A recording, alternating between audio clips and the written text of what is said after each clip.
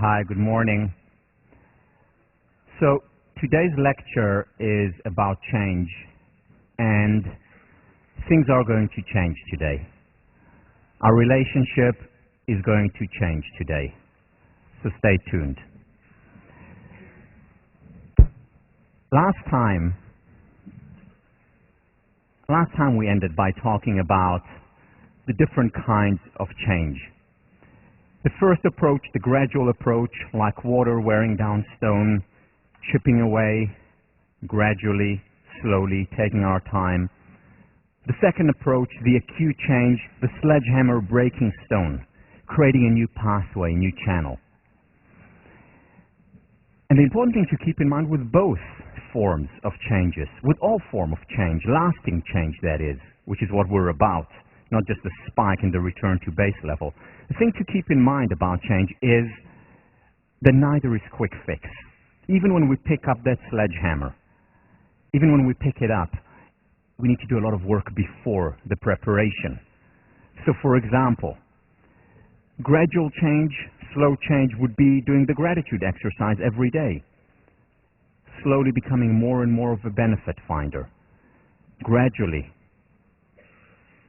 looking more at the positive, creating a new neural pathway, neuron by neuron. Remember, neuroplasticity and neurogenesis, two very important concepts, because just by knowing, by understanding that our brain changes, that in and of itself makes us more likely to change. And this is work done by Carol Dweck, whom I'll discuss in future courses when we discuss perfectionism.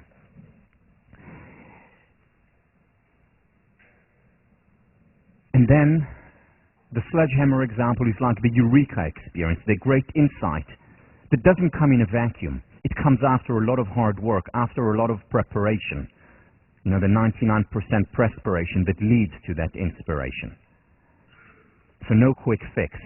And the belief in quick fix, the expectation of a quick fix, that is one of the reasons why levels of depression are so high today.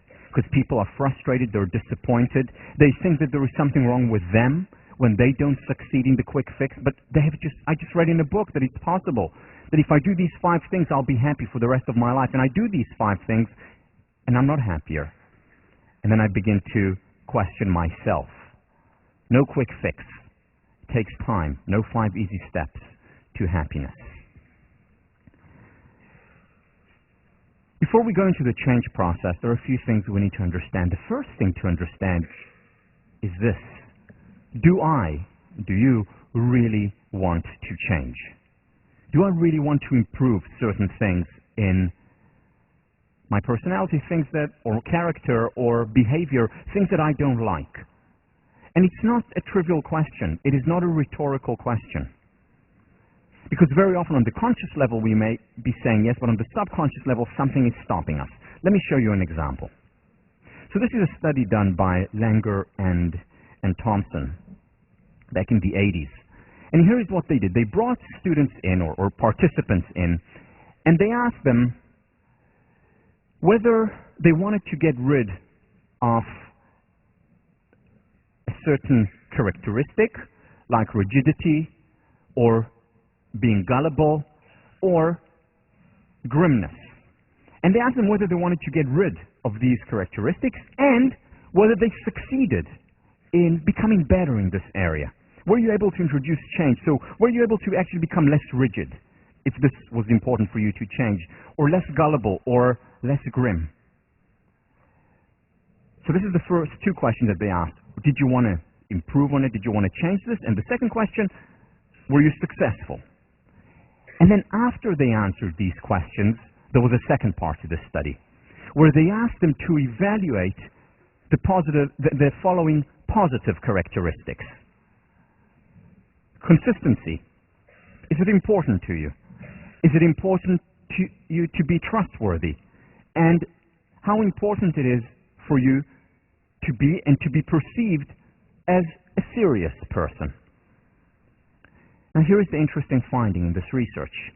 Those individuals who rated the positive traits, the ones in yellow, who rated them high as personally important to them, we're less likely to change the negatives. Do you understand the implications of this study?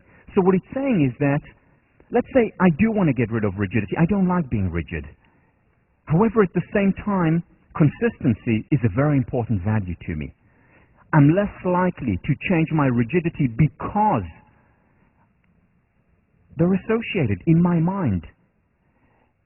And yeah, I don't want to be rigid, but at the same time, subconscious talking here, I want to be consistent. Don't let go of this rigidity because I couple them, I associate them together. Not wanting to get rid of one because I don't want the baby out with the bathwater. And to me, they're linked. The same with gullibility and trustworthiness. We can say that the other side of gullibility is someone who is trustworthy. Now, going to the extreme, I become gullible. However, I don't get rid of my gullibility because I don't want to also get rid of my trustworthiness. Same with grim. I may be grim, but that's also subconsciously a sign of my seriousness. You know, for years, literally years, when I've been thinking and writing and analyzing the notion of perfectionism, I couldn't understand why it didn't get better for a very long time.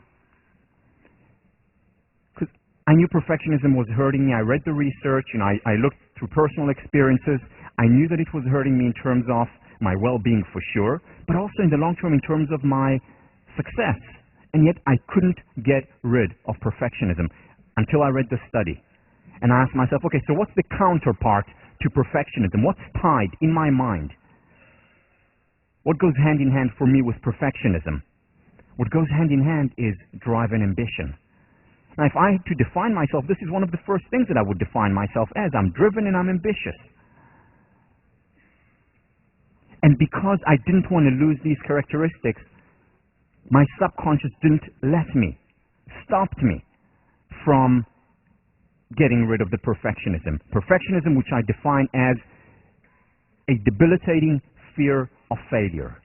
A failure that prevents us, and we'll have a whole week on perfectionism, so we'll get more in depth, you'll understand what it means. And it was only once I understood that for me these two things go hand in hand, I was able to unpack them, to distinguish them, and said, I want to keep one, not the other. Or, for example, worry and anxiety. Again, I've mentioned this many times before. Next time I'll talk to you about the process that I underwent to overcome anxiety. Part of me, since the time I can remember myself, being anxious, whether it's before matches in squash, whether it's before exams, whether it's before speaking up in section when I was an undergrad. And I wanted to stop that. I didn't want that.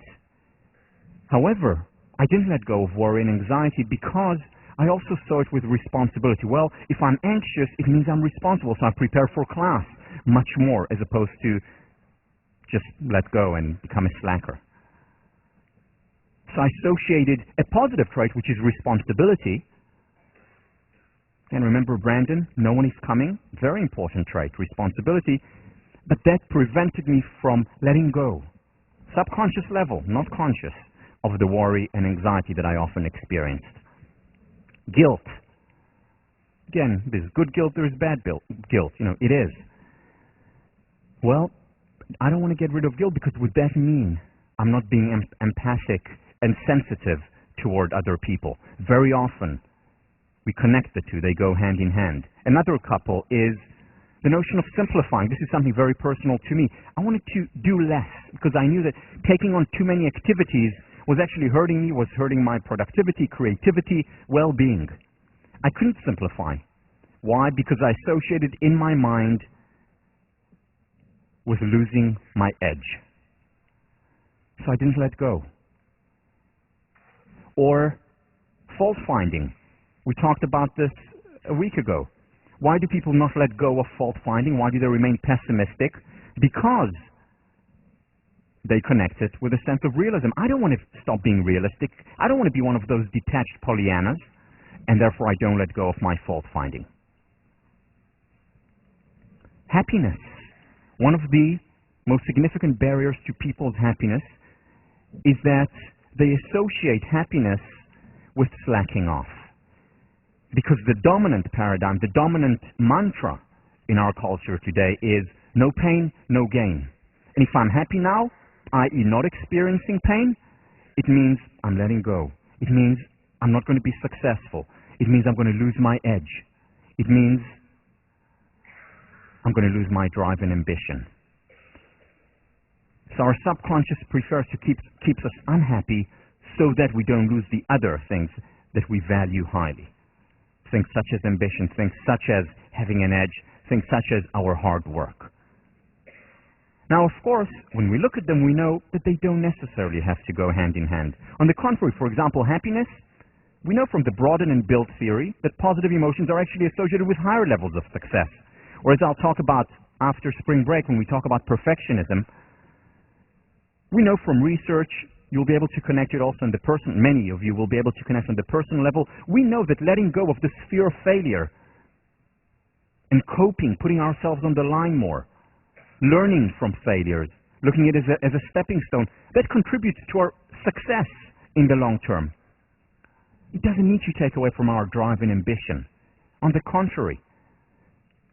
And the key, if we want to overcome this fear of failure, or the worry and anxiety, or the guilt, or this lack of happiness, is very often, not always, very often about understanding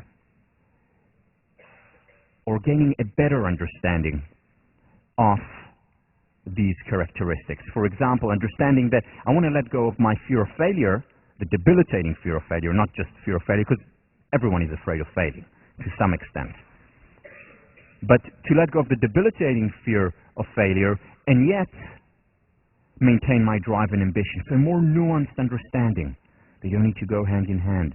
Or I never used to be able to say no to people. Such a short word, such an easy word, so difficult at times to say. Why? Because I see myself and I want other people to see me as empathic, as sensitive, as a nice guy. But then I unpack the two. And I really, it doesn't have to go hand in. I can say no to people very sensitively. Because very often when I say yes to others, I'm saying no to myself. And in the long term, very often to the relationship. So now I have a better, more nuanced understanding of when I can say no and when I don't want to say no, while maintaining my sensitivity and my empathy, without experiencing the same levels of guilt that I experienced before whenever I said no. And the same you can do for every one of these characteristics. So think about, what if you wanted to change for a very long time and weren't successful in? Was it perfectionism? Was it, this very serious grimness, and you wanted to be more playful? Well, maybe you didn't want to get rid of it because you were afraid of losing your seriousness. And you don't need to. The baby can stay, the bathwater can go, if we have a more nuanced understanding of what it is we want to change. In section next week, you're going to do an exercise with your teaching fellows called sentence completion. In that exercise, this is exactly what you're going to do. You're going to identify, it's an exercise devised by Nathaniel Brandon. You're going to do an exercise that will help you identify what you want to get rid of and what you want to keep. And very often that switch that you make in your mind, subconscious as well as conscious mind, can open the floodwaters, the gates to a new channel, new pathway in our brain, real lasting change.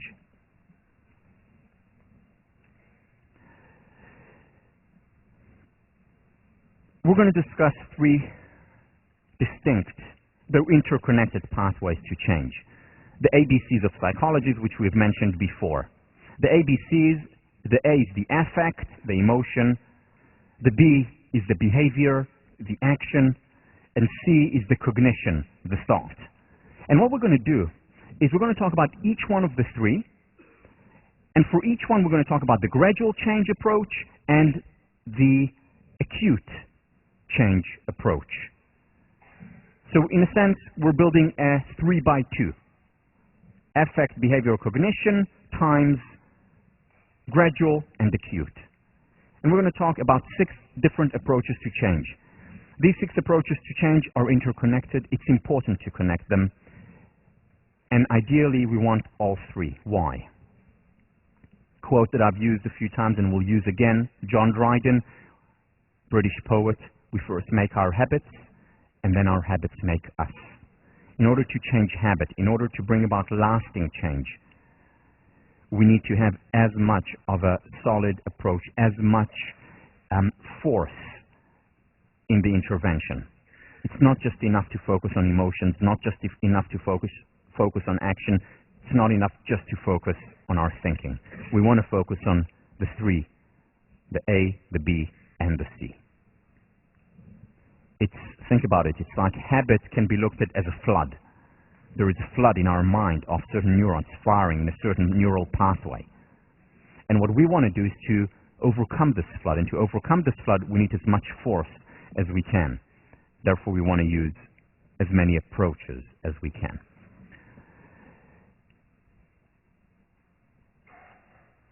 Before we jump into the A, one more thing. What do we want to change? What can we change? And what can we not change? So according to researchers led by the likes of Sonia Lyubomirsky, Ed Diner,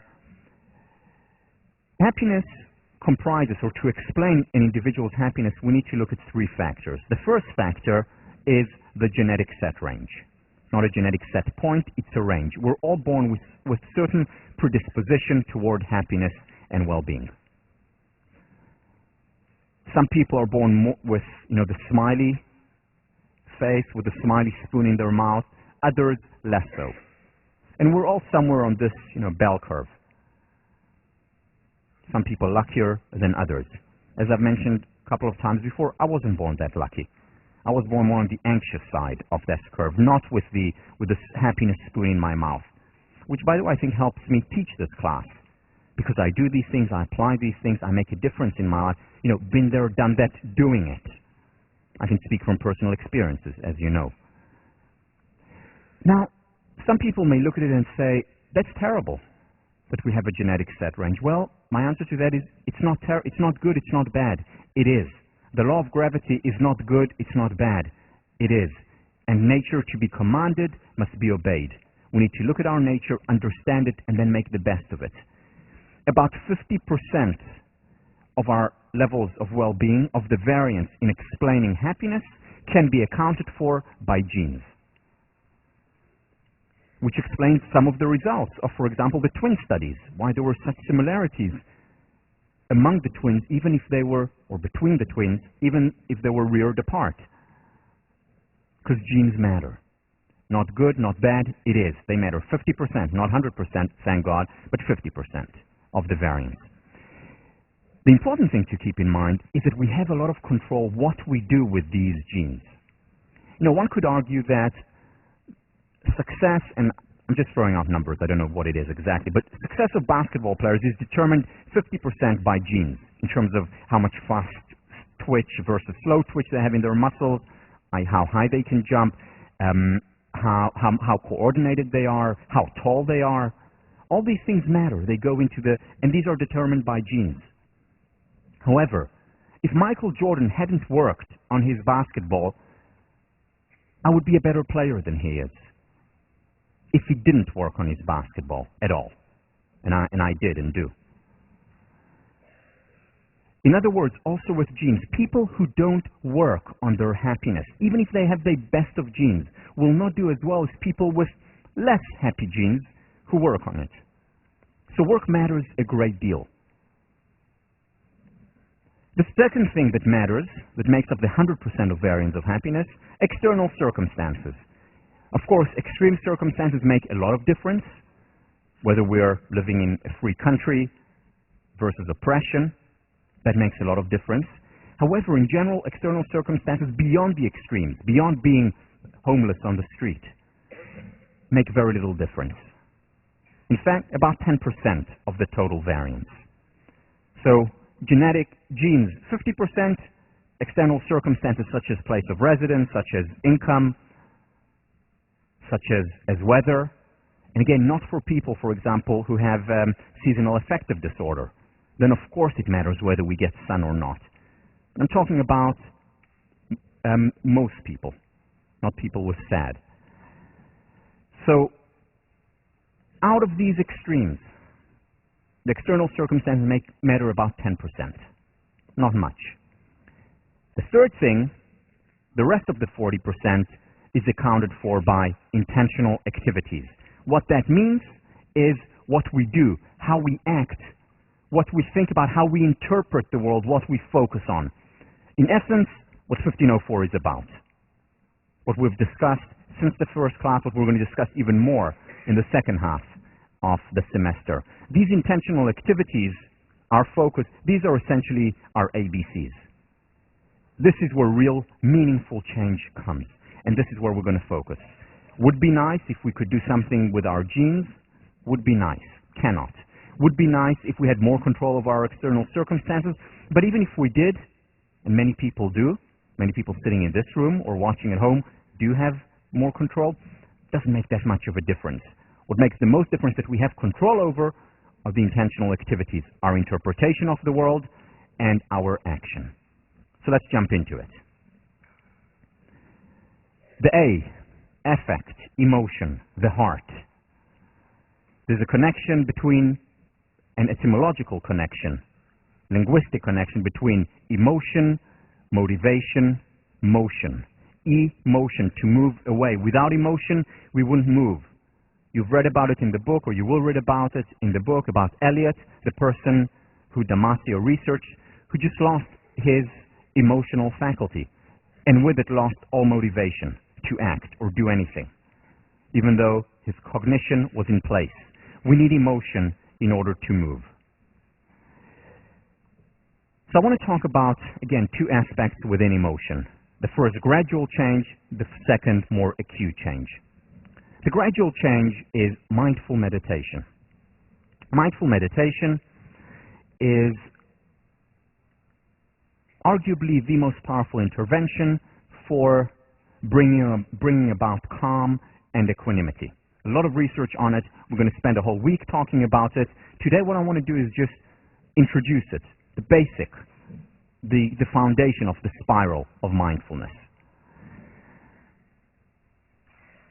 John Kabat-Zinn, who in many ways is responsible for bringing serious research into this realm, he, along with people like Tara Bennett-Goldman, people like Herbert Benson from the medical school here, brought serious research to this, what was considered a mystical field.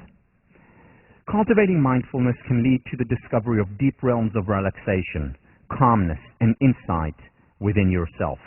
The path to it in any moment lies no further than your own body and mind and your own breathing. This is the amazing thing about mindfulness. The results that you'll see that I'll talk about when we talk about research, quite literally mind-boggling. I mean, they change the way our mind works, transform our brain. Just by focusing on the breath, by focusing on parts of our body, by being present. All of us have the capacity to be mindful. All it involves is cultivating our ability to pay attention in the present moment. Let's experience it just for a minute or two. So here's what I'd like you to do, once again, if you feel comfortable with it. So sit back on your chair with your back against the backrest. Make yourself as comfortable as you can.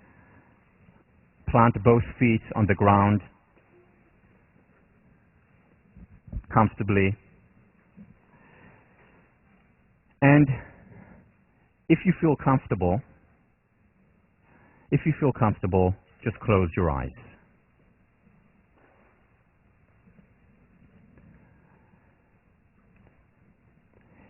And move your attention to your breathing.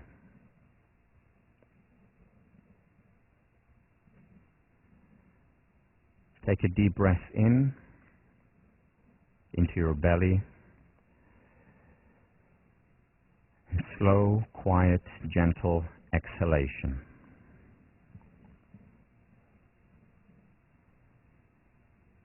Deep, slow inhalation all the way into your belly. Slow, gentle, quiet, long exhalation. If your mind wanders, Just return to your breathing.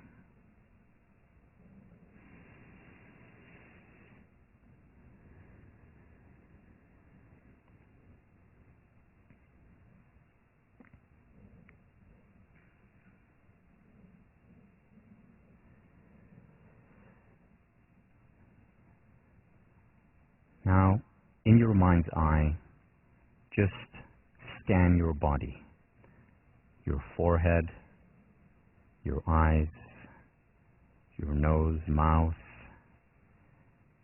your neck, your chest, your upper back, lower back, your legs, all the way down to your feet. Just scan your body while continuing to breathe deeply, slowly, and gently.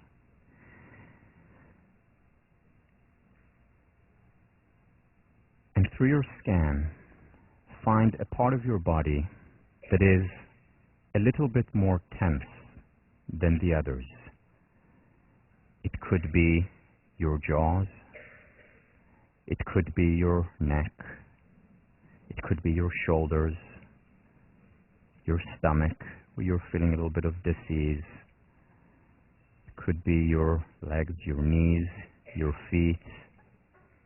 Identify that one part of the body that is a little bit more tense than the others and focus on it and continue to breathe.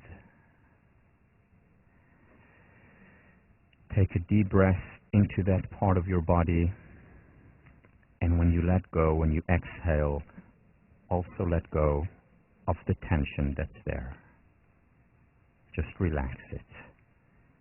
And take a few deep breaths into that part of your body and relax it and let go.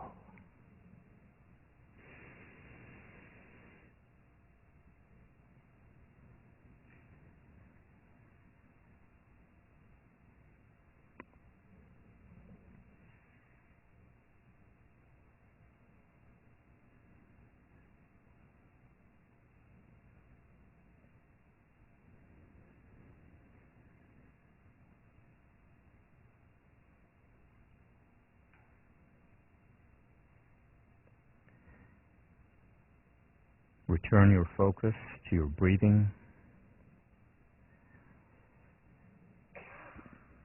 Take a deep breath in, and slow, gentle, quiet, long exhale, relaxing with the exhalation.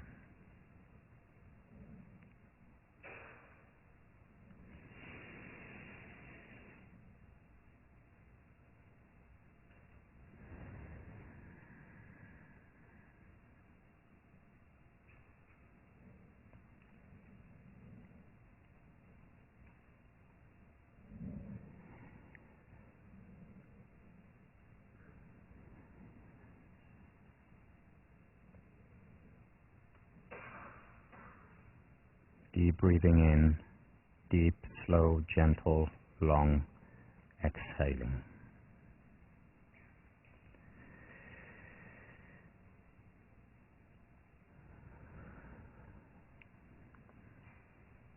And at the end of the next exhalation, gently, slowly, quietly open your eyes.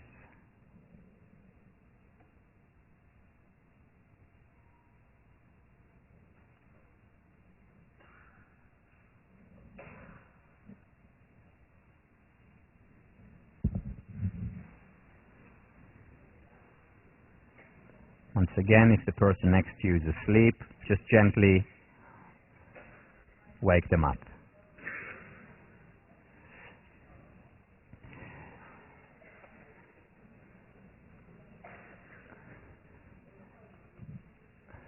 Tara Bennett Goldman.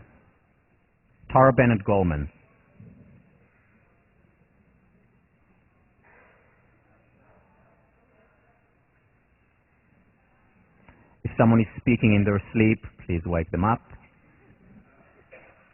Tara Bennett Goldman, in her book Emotional Alchemy. Mindfulness means seeing things as they are without trying to change them. The point is to dissolve our reactions to disturbing emotions, being careful not to reject the emotion itself. This is what permission to be human is all about. Allowing the emotion, experiencing the emotion, and just breathing through it. And very often when we do that, not always, but very often, it dissolves. And with it, with the emotional dissolution of the emotion, comes also the psychological dissolution of this painful emotion. Again, we'll talk much more about this very important intervention after spring break.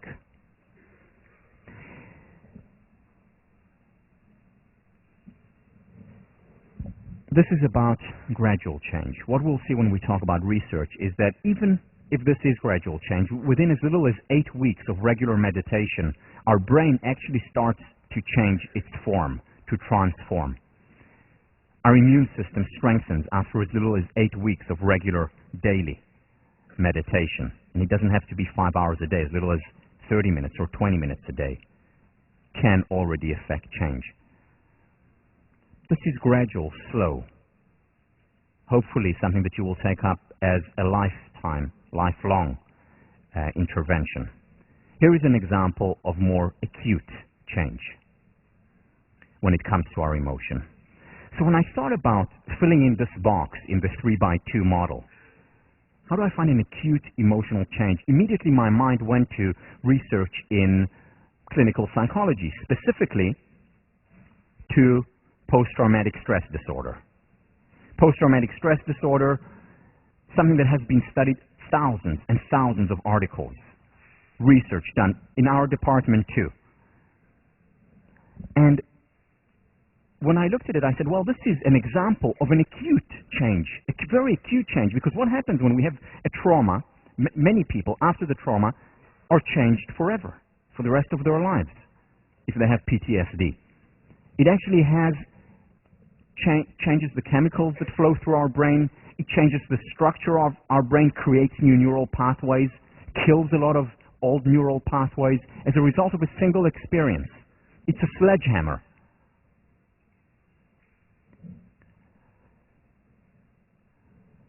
It is very widespread, unfortunately. I mentioned it last time. 30% of Vietnam vets have PTSD.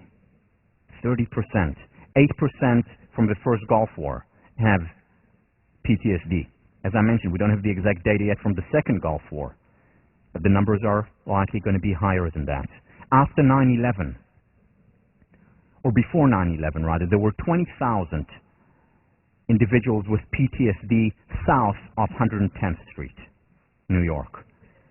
Right after 9/11, 60,000 individuals with post-traumatic stress disorder. Now, this has consequences. Again, it has consequences on the way our brain functions very often, not always, but very often for the rest of our lives.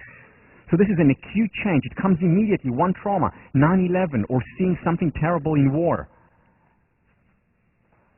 And then that often has an effect for the rest of for the entire life. It's a shock treatment, a negative shock treatment. Now, when we look at PTSD, and when I thought about it, I asked, okay, so what does positive psychology have to do with this? I mean, this is clinical psychology. This is quote-unquote negative psychology. Well, the answer is a lot. First of all, a lot of research starting only in 1998, again, 10 years ago, the time when positive psychology came onto the scene. Research on post-traumatic growth. And what was found was that, in fact, more people experience growth as a result of a trauma than PTSD. However, we don't talk about post-traumatic growth. Everyone knows about PTSD. But again, this is another example of where the light is not shed on something that is actually working well. And what is working here? Most people are extremely resilient, able to withstand trauma. And that is a very empowering understanding to have. It will become more of a self-fulfilling prophecy, and more people will experience post-traumatic growth if they only knew that it was a possibility, that it was common. If they didn't feel guilty about experiencing growth as a result of trauma. How can I grow after what I saw, what I experienced in Vietnam. It's wrong. Again, things don't happen for the best, but some people are able to make the best of things that happen. Post-traumatic growth. It happens when people begin to focus on the benefit. So what is the benefit of this trauma? It didn't happen for the best, but what have I learned from my cancer, for example? Well, to be closer to my family, to appreciate a breath, to appreciate the flowers, to enjoy my friends more. Didn't happen for the best, but I did make the best of it, benefit finding. Or many people are able to find meaning in it through journaling, and we'll talk about journaling next class. Or people who are able to share their experiences of the trauma. Remember the difference between Holocaust survivors and Vietnam vets. Holocaust survivors shared, talked about it, wrote about it. Vietnam vets ruminated about it. Going back to the Lyubomirsky study. And when you just ruminate without sharing, without taking it out, it becomes stronger, and then it's more likely to become PTSD. But it doesn't always do that. And it's important to understand the mechanism of post-traumatic growth. So here is the question that I had. This is a positive psychology course. Remember what positive psychology is that it focuses on what works. So the question that I asked myself as I was preparing for this course was this. Is there a positive equivalent to trauma? Something that is so powerful, yet positive, that will change the way our brain functions in an instant. Like a sledgehammer. Is there something like that? Or in other words, what I asked is, can a single positive experience create a positive channel that will lead to a permanent increase in well-being, calm, and positive memories?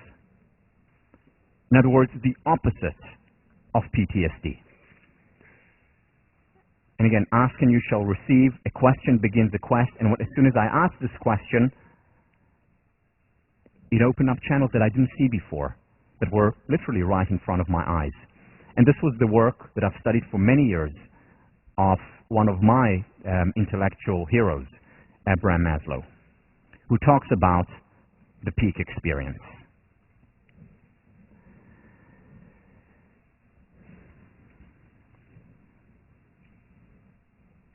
Now, what I'm going to talk about now is more hypothesis than well-grounded research. It's a hypothesis that I hope some of you will research either here as senior thesis or in the future. Will encourage people to research these ideas. Everything that I share in this class is based on very rigorous research. This is one area where it's a hypothesis. But bear with me and see what you think of it, of this hypothesis, when I finish explaining it. Because there is some research on it, not enough, for a stamp of approval yet. But think about it. Does it make sense?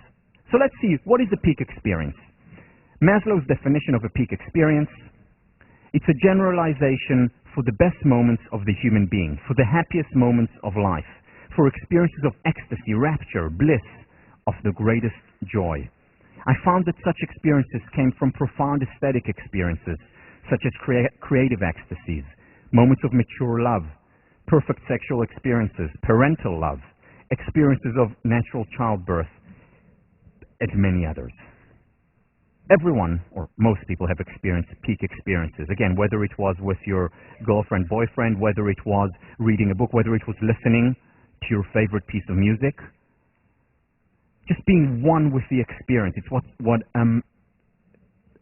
many theologians talk about as the religious experience, a spiritual experience where you just walked through the yard and suddenly felt one with John Harvard. Well, maybe not. But experience just one with everything. This is the experience that they talk about in Zen, being connected to the present, feeling so good, so complete, like you don't need anything else. Everything is right here. I know I experienced it with my family at times. Last night, having dinner with my family and friends, we were sitting around and I just felt, this is it.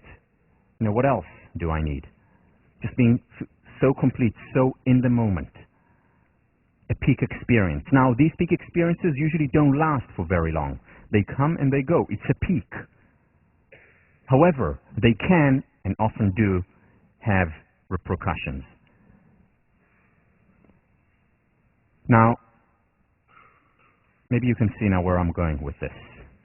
So what I thought about when I thought about peak experiences was maybe, just maybe, this is the positive equivalent to the trauma.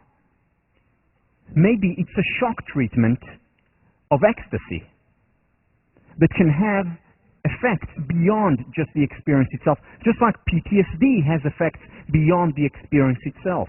There are people today who are living and reliving 9/11. Still affecting them, still affecting their brain, created new channels, new pathways that didn't exist before 9/11/01. So is peak experience a shock treatment of ecstasy? If peak experience is the positive equivalent of a trauma, then the equivalent of a post-traumatic stress disorder is what I call post-peak experience order. I know, cheesy, but I think there is something behind it. Some research on it, some very little, but I think it actually works. So one of the research studies that was done on it was by one of Maslow's students. She studied women after childbirth.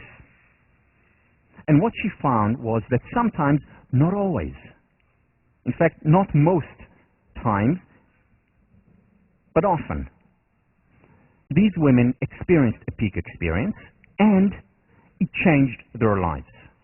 As a result of it, they became more confident, more generous and benevolent, and happier, just as a result of a single experience. A shock treatment of ecstasy, something which happened to them, which meant so much to them. Now, they did this research in the early 50s or early 50s. Today, it may also happen more often with men, because men today are more likely to be present when the child is born. I know that when David was born, I burst out crying. It was a very powerful experience when it happened. Certainly a peak experience for me.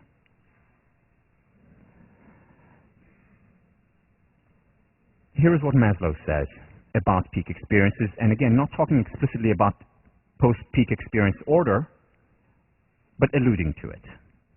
Peak experiences often have consequences. They can do the same there as psychotherapy. If one keeps his goals right, and if one knows just what he is about, and if one is conscious of what he is going toward. We can certainly talk, on the one hand, of the breaking up of symptoms, like the breaking up of cliches, of anxieties, or the like. Or on the other hand, we can talk about the development of spontaneity, and of courage, and of Olympian or godlike humor and suchness, sensory awareness, body awareness, and the like. So what he's saying here is that these effects can have consequences beyond just the peak experience, if we do certain things, such as follow up on it. William James, in the Varieties of Religious Experiences, talks about such moments that change lives and how they change lives.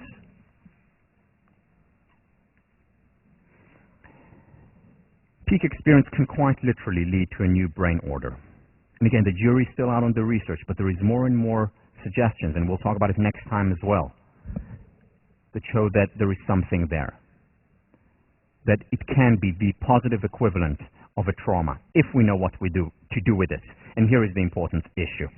The question is, first, do we experience peak experiences, and experience more of them? And second, after we experience peak experience, how can we make it more likely that we enjoy PPEO? Because just like not everyone after a trauma experiences PTSD, in fact, the majority don't, just in the same way, most people don't experience PPEO after a peak experience. How do you increase the likelihood, first, of increasing peak experience, and second, of increasing the likelihood of post-peak experience order? So to enhance peak experience, just very briefly, because essentially the course is about that. So I'm going to just throw out a few ideas that we've talked about, or some that we will talk about. First, permission to be human. Acceptance, accepting emotions. Why?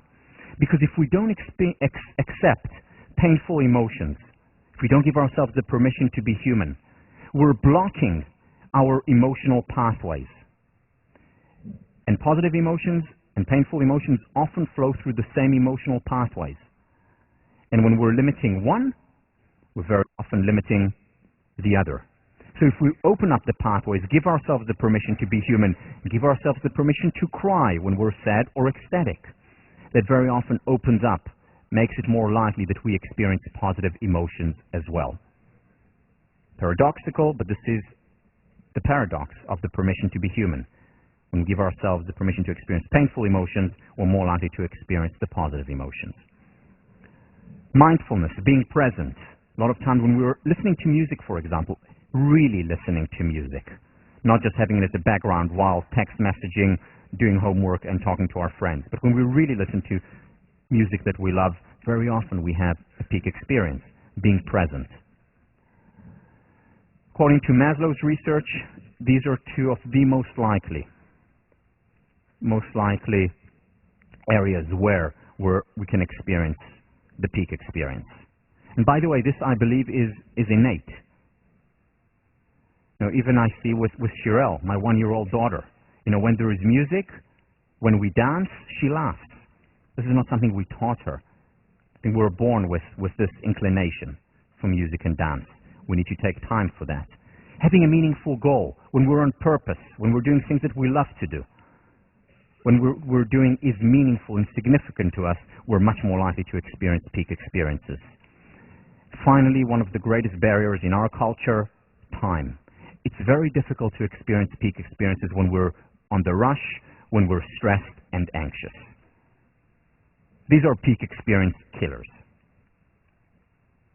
Whether it's when making love, whether it's when listening to music, whether it's when spending time with friends,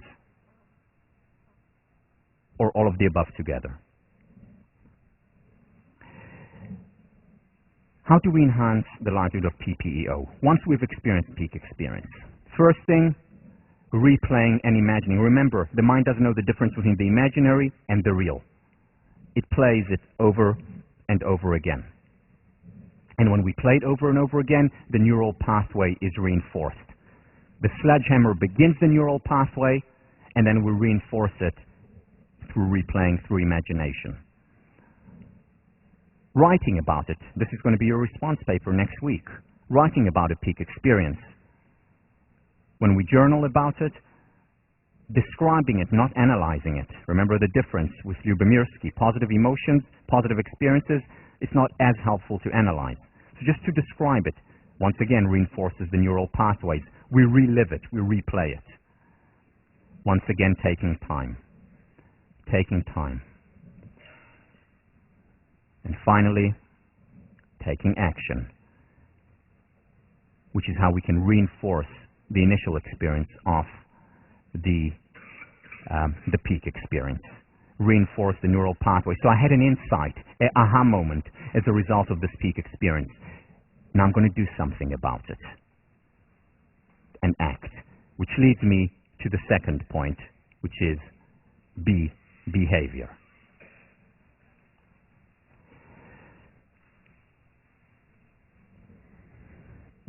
I've been teaching and participating in workshops and seminars and classes on self-improvement, psychology, positive psychology, clinical psychology for almost 20 years. Before I was 20.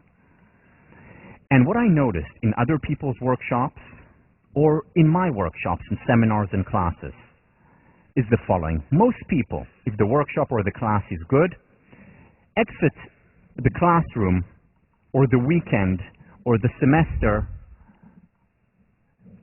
if they were here before, they usually experience a relative high after. But there are two groups of people. Both groups experience a relative high. The first group, which unfortunately are the majority, after that high, go back to their base level of happiness. Something we're familiar with.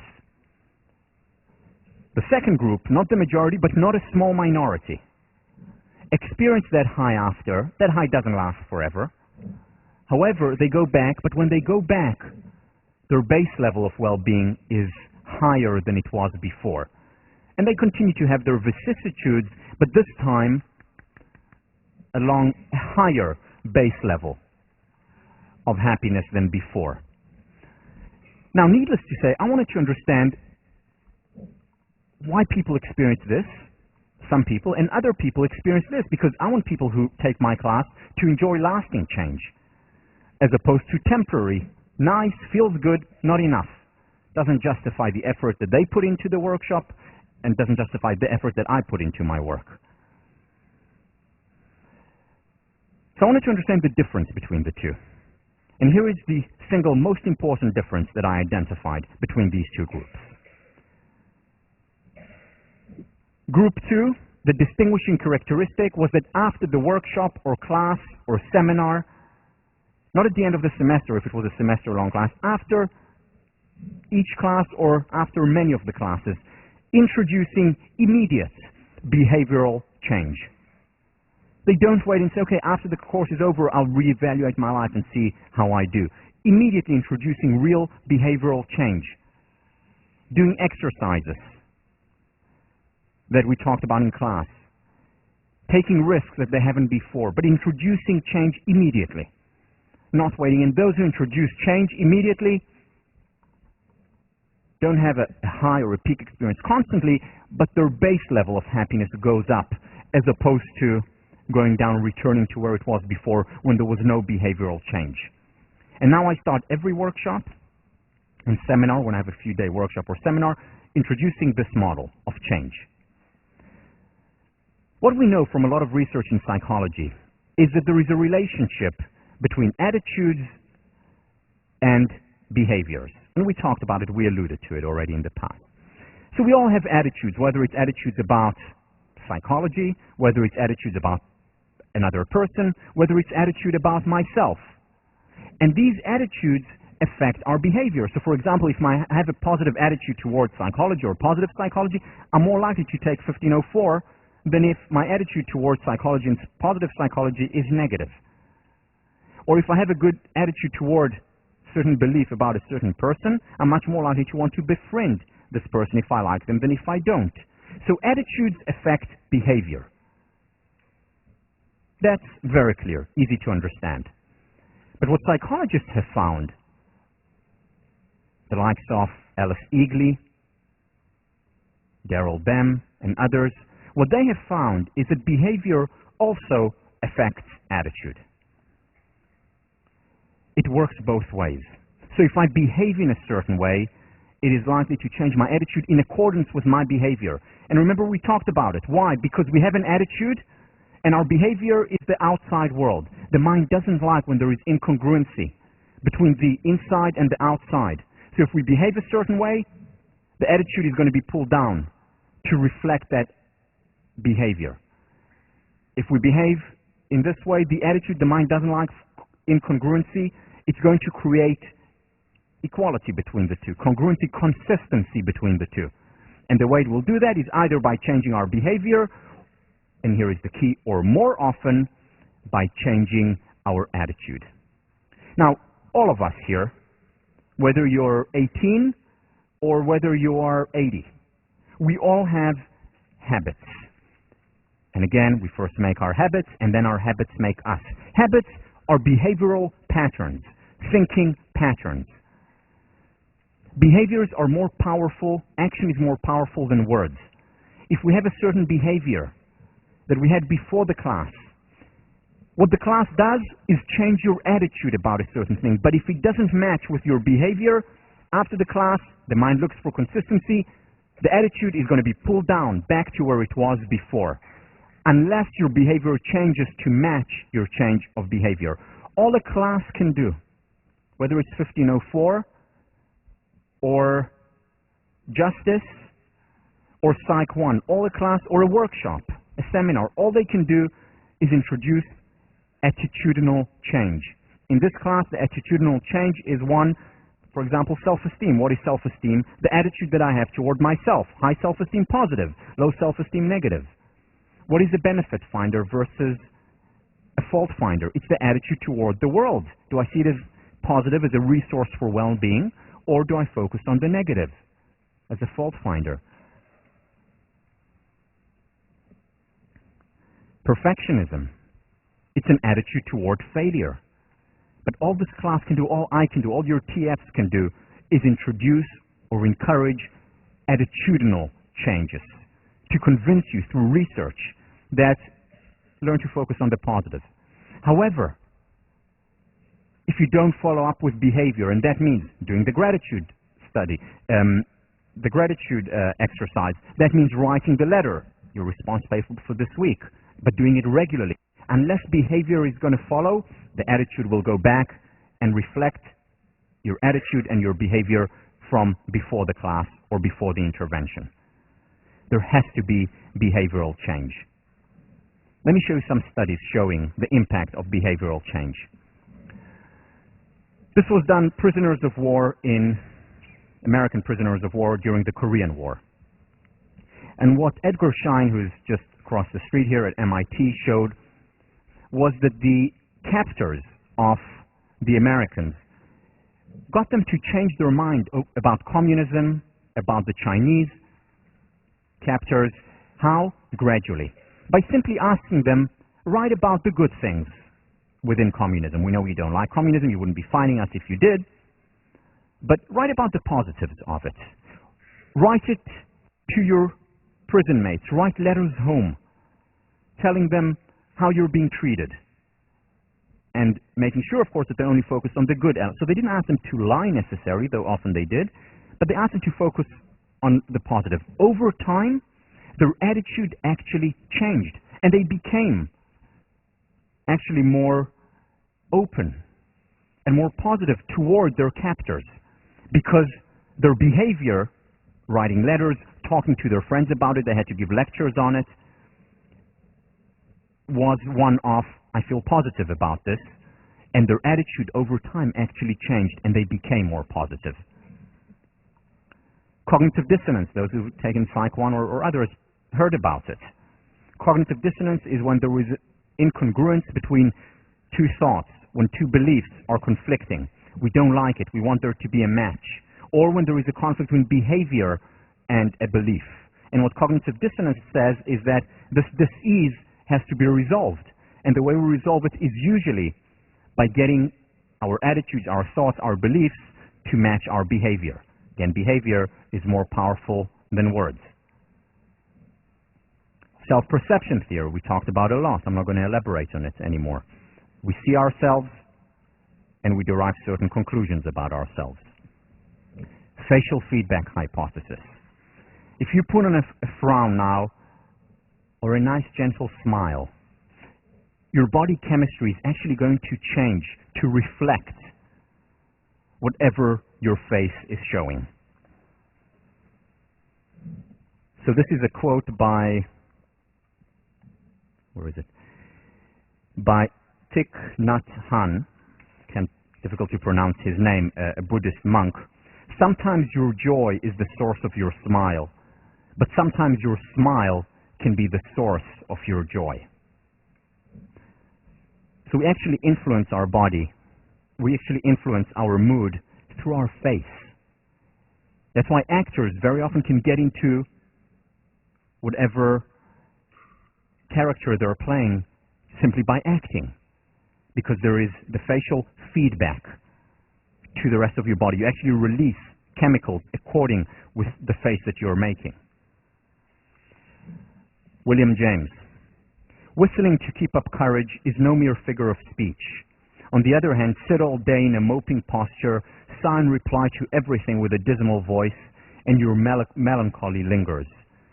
Smooth the brow, brighten the eyes, contract the dorsal rather than the ventral aspects of the frame, and speak in a major key, pass the genial compliment, and your heart must be frigid indeed if it does not gradually thaw. What essentially William James is talking about is something beyond the facial feedback hypothesis. It's something where there is not much research, just a little research on, which is the body feedback hypothesis.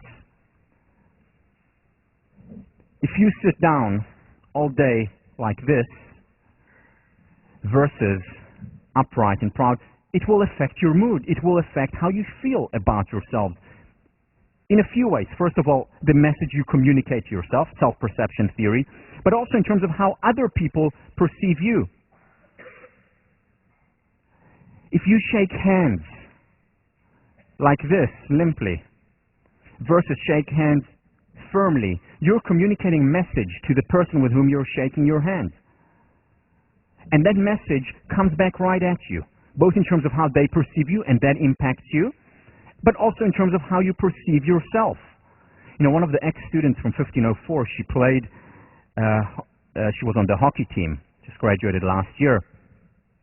So I met her over the summer, and she comes over and she shakes my hand, and I was in tears. It hurt so much. And I thought she must have listened in class. So don't exaggerate.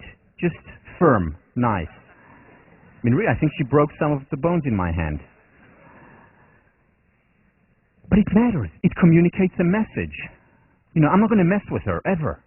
I'm scared of her right now. It communicates a message of strength and confidence. If we walk around proud, we're communicating a certain message. If we're walking around stooped, we're also communicating a message to the environment that then reflects on us, but also to ourselves, and that reflects on us too. And finally, I want to share a study with you. This is by Hammerly. This is a study done. You know what? Actually, I'm going to leave that to next time, because I want to get to something important. So I'm going to start next time with this study, because it's a long study, but it's a very important study. So I will talk about it next time, first thing in class. I want to get to something before we end, something that will change our relationship. Fake it till you make it. David Myers has done a lot of important work in this area of positive psychology, and what he showed was that very often, even if we act happy, even if we act with high self-esteem, even if I act joyful, as William James said, that affects our mood. The question now becomes, what about permission to be human? Well, first of all, there are times when we don't want to fake it till we make it. We want to cry, we want to be miserable, and we want to act that way. However, we need to find when is it the time to get out and to go to that party, even if it's the last thing in the world that I want to do. And the difference here is about active acceptance. I can still accept my emotions, I can still accept my pain and experience it, and still choose to act in accordance with how I deem most appropriate or most helpful. So I can accept the fact, I was just dumped, say, by my girlfriend. I can accept the fact that I feel terrible about it and awful, but then 3 days later, go out to Noakes and party. Go wild. So, faking it, again, because of the facial feedback hypothesis, because of the body feedback hypothesis, because of self-perception theory, the behavior will affect my attitude. And after a crazy night out in Noakes, I will actually feel better. And healthy, well, maybe not, but better. Here's a quick video of Marva Collins talking about some of her experiences. I think what made me what I am is my parents and a consistency. I mean, I wanted to be as successful as my parents and my grandparents. In those days, it was quite rare to be black and to be successful. So I think the determination of my parents and grandparents, we would get chastised, as I say, I'm 14 years older than my one sister.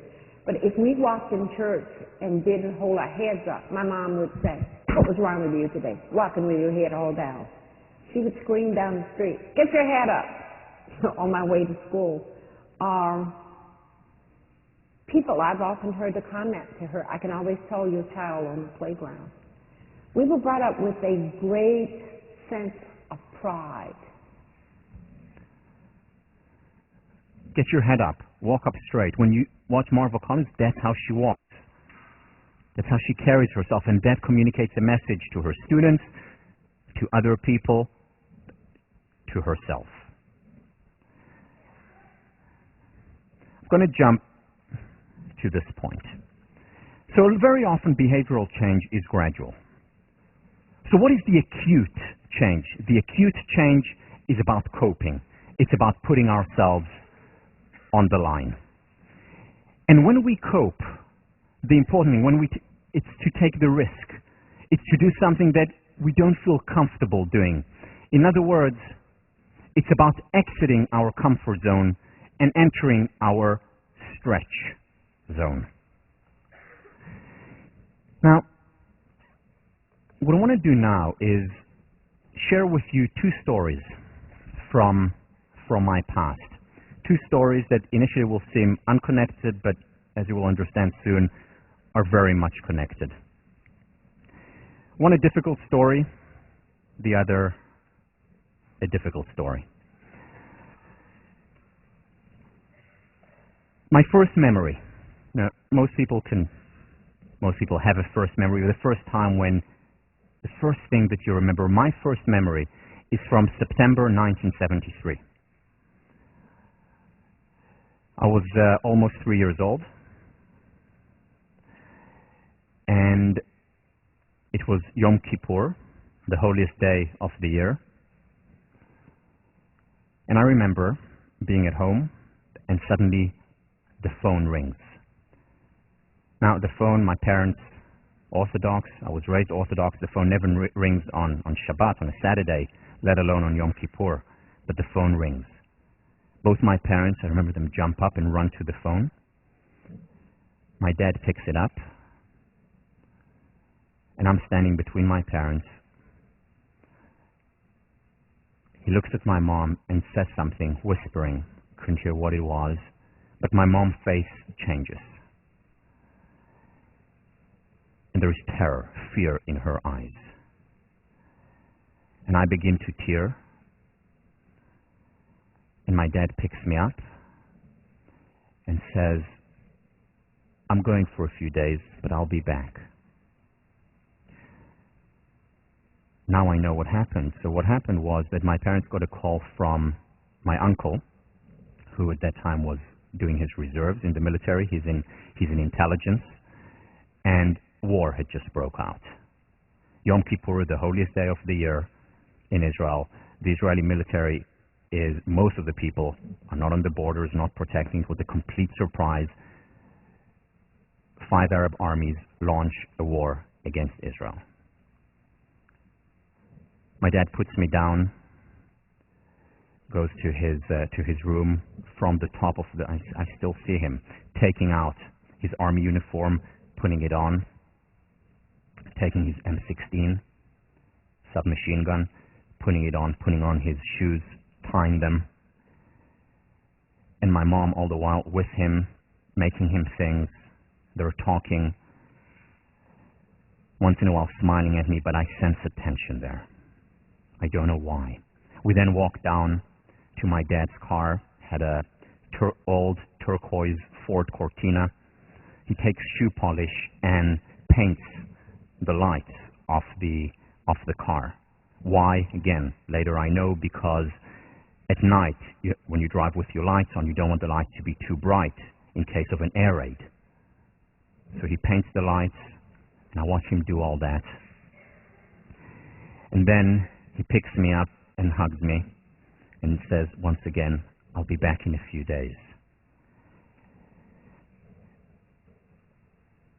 Gets into his car, and I begin to sob uncontrollably. One of our neighbors, his name is Shalom, he's too old to go into the army, so he's standing there. We all look at my dad going off in the car, picks me up, and I'm crying. And he looks at me and says, Tal, do you want to be a soldier like Abba, like your dad, when you grow up? And I say, yes, I do. Well, soldiers don't cry. And I stopped crying. And I didn't cry for almost 20 years after that. And then I came to Harvard, and I started to study psychology. You know where I'm going, right? And I started to study psychology, and studying psychology, I realized that one of the things that I wanted to work on, one of the most important things that I wanted to work on, was getting in touch with my feminine side. You know, in Jung's language, yin and the yang, the anima and animus. I wanted to be more in touch with my feminine side because I knew that it wasn't healthy to repress emotions. I was repressing painful emotions. The exact same thing happens with positive emotions, same emotional channels. But I grew up in a culture that's very macho. Men don't cry. We're soldiers. We're tough. We can handle anything. And that's the culture that I grew up in. And again, this was my first memory. I heard the same thing over and over and over again. The same message. It's not cool. It's not manly to show emotions. It reminds me, after losing one of the most important squash tournaments for me, losing the national championships after I'd won it the year before. Surprise, wasn't supposed to lose it, was supposed to win. I go to my house with my girlfriend after, and we're just hanging out, and suddenly she begins to cry. And I say to her, "Why are you crying?" And she said, "I'm crying because you're not crying." Because she understood how important it was for me. And this is how I basically experienced my childhood, teenage, being tough, being macho. And then I came here and understood I need to let go. I need to be more in touch with the feminine side. So this is story number one. Let me move on to story number two. One of the students that I had here, some of you may know her, class of 04, was Lindsay Hyde. Lindsay Hyde studied with me. We had one-on-one tutorial as well. We worked a lot together. Lindsay Hyde is the founder of Strong Women, Strong Girls. Wonderful organization, part of PBHA. She founded it, now a national organization. I was also one of the founding board member of that organization. Wonderful stuff, swsg.org for those of you interested. And I was invited by Lindsay to give a talk for Strong Women, Strong Girls, for the mentors who were Harvard students, as well as students from women from other colleges around Boston. And I gave a talk, and here is Lindsay. Here she is with one of the students, third grade student, whom she mentors, and other Harvard students mentor, and do wonderful work. And I believe in this organization. I supported from the get-go almost. And I gave a talk, and the talk was about teaching the importance of role modeling. It was about integrity. Talked to them about Marva Collins and about the important work that they were doing. And at the end of the talk, which went well, I think for myself, for the participants, I got a present, a gift, a token of appreciation. And the present was a shirt. It wasn't any shirt. It was a pink shirt, a color I don't normally wear. Certainly never wore it in Israel. Not only was it a pink shirt, it was, since it was a Strong Women, Strong Girls shirt, it was also a very small shirt, more suited for the third graders than for older ones. But still, they said, we want you to have it as a token of our appreciation. And then I made a mistake. And I said, jokingly, of course, I was teaching 1504 at the time, I said jokingly, I will wear the shirt to class, and laughed. And here it is, the shirt that I got.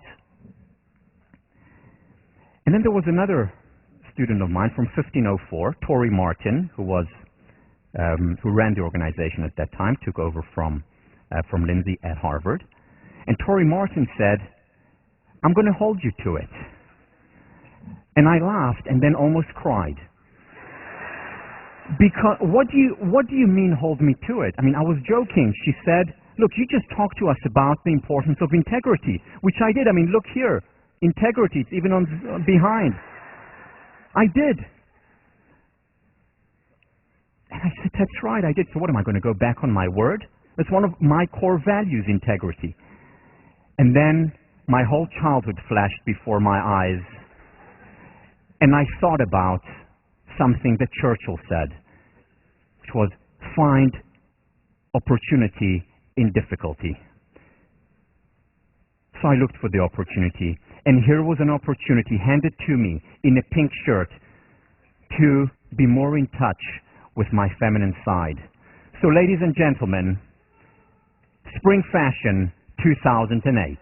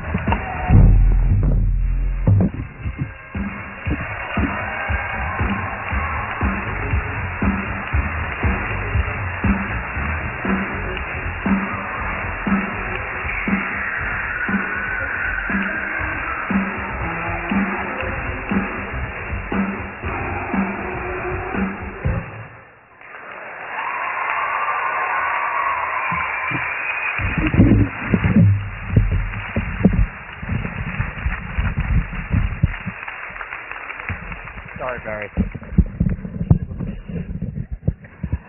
Now, I know you're going to find this hard to believe, but believe me when I say that this for me was going out of my comfort zone. In fact, maybe it was going out of my stress zone a little bit, but into my panic zone. And I was telling the TFs before class that when I prepare for this class, and I have all my notes, here, and I write, every time I went over it, or when I initially wrote it on my notes, there was an adrenaline rush in my stomach, going out of my comfort zone. Now, I'm also out of my comfort zone, which is why I had to have it at the end of the class, as opposed to the beginning of class. But the key is to attain optimum levels of discomfort. I may have overshot a little bit, but the key is optimum levels of discomfort. And why? There is no other way to change. I can think about it all day long and say, I want to be in touch with my feminine side, or I want to be more courageous. I want to get up. I can think about it all day long. Nothing will happen. Nothing will happen unless we bring about real, actual behavioral change. Real, actual behavioral action. And when we do that, then the sky's the limit. Thank you. I will see you on Thursday.